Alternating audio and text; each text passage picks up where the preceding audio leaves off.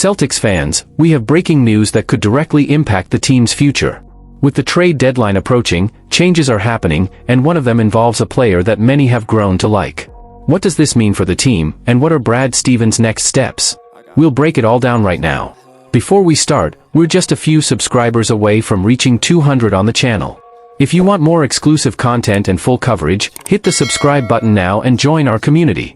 Jaden Springer is packing his bags. He's no longer a part of the Boston Celtics. In a strategic move, Brad Stevens has sent Springer to the Houston Rockets, making moves ahead of the NBA trade deadline. We'll break down all the details of this trade and what it means for the Celtics' future. Why did Boston trade Springer? I'll be honest, I'm more disappointed with this trade than I thought I'd be at this point in the season. But looking at it objectively, this was the only financially viable option for the Celtics to reduce their massive luxury tax bill. According to reports, Boston sent Jaden Springer and a 2030 second-round pick to the Rockets.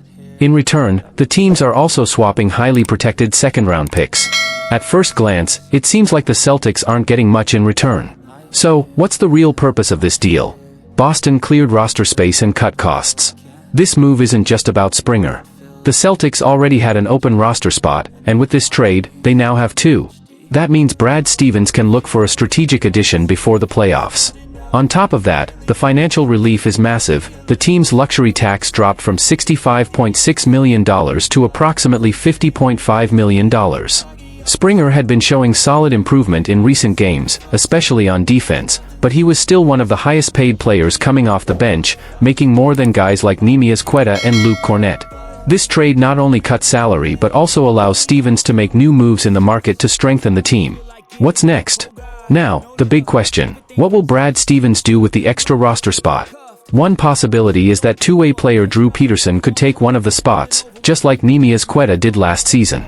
But there's still a chance the Celtics add a new piece through a trade or free agency. And speaking of potential departures, Xavier Tillman could be the next player on the move. The center hasn't been playing as much as last season, his numbers have declined, and he still costs the team around $2 million. So, what should Boston do? Now I want to hear from you, Celtics fans. Should Boston keep or trade Xavier Tillman? Comment below.